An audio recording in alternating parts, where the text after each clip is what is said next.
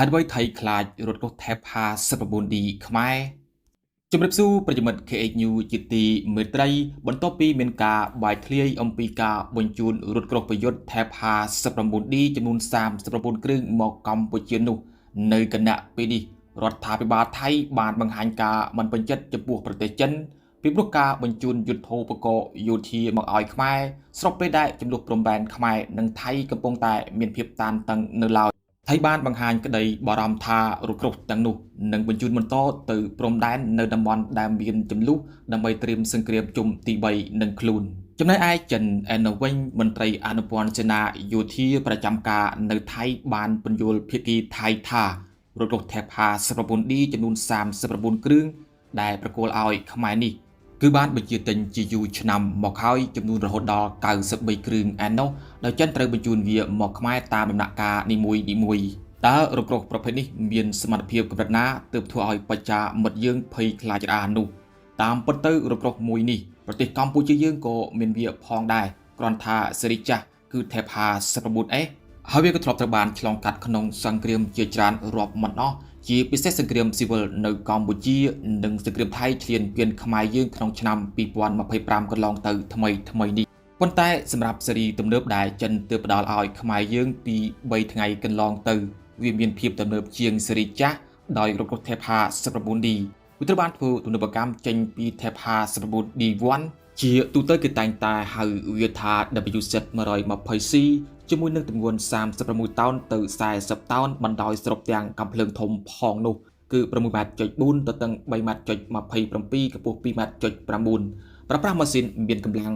520សេសរត់ក្នុងល្បឿន50គីឡូម៉ែត្រក្នុង1ម៉ោងរត់បានចម្ងាយ450គីឡូម៉ែត្រទៅ600គីឡូម៉ែត្របំពេញទៅដោយកាំភ្លើងធំកណ្ដុង105មីលីម៉ែត្រចម្ងាយបាញ់មានប្រសិទ្ធភាព2គីឡូម៉ែត្រអាចបាញ់គ្រាប់ជាច្រើនប្រភេទដូចជា APF SDS Head និង Heat Frame នៅពេលដែលរថក្រោះមួយនេះបាញ់គ្រាប់ប្រភេទ APF SDS វាអាចបាញ់ទម្លុះរថក្រោះសត្រូវជម្រៅ600មីលីម៉ែត្រហើយមិនត្រឹមតែប៉ុណ្ណោះវាក៏អាចបាញ់គ្រាប់មីស៊ីលប្រឆាំងរថក្រោះប្រភេទ ATGM ឬក៏ហៅថា 9K116 Bastion ដែលពួកអង្គការ NATO ដាក់រហស្សនីយថា AT10 Stamber បានទៀតផងដោយវាអាចបាញ់បានចម្ងាយ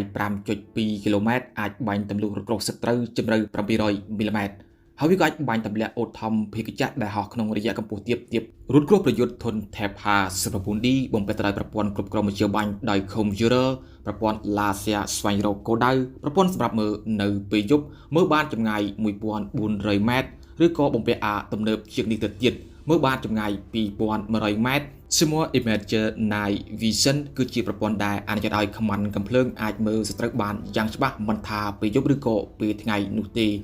វាអាចមើលឃើញសត្រូវដែលលាក់ខ្លួនតាមទីកំបាំងងងឹតឬក៏ពូនសង្ងំតាមដើមឈើជាដើមប្រព័ន្ធមួយនេះអាចញែកដាច់ថាមួយណាជាកម្ដៅរបស់មនុស្សឬក៏រថក្រោះឬក៏កម្ដៅរបស់ដើមឈើដោយគ្មានអ្វីអាចលាក់បាំងនៅប្រព័ន្ធ Smart Imager Night Vision នេះបានឡើយហើយវាក៏មានប្រព័ន្ធពលកិភ័យដោយស្វ័យប្រវត្តិដើម្បីទប់ស្កាត់ការផ្ទុះខាងក្នុងនៅពេលដែលវាត្រូវបានគេបាញ់ទម្លុះរថក្រោះថេបហា 19D ប្រើពេលត្រឹមតែ6វិនាទីប៉ុណ្ណោះដើម្បីបាញ់កំទេចសត្រូវដែលនៅនឹងថ្កល់មួយកន្លែង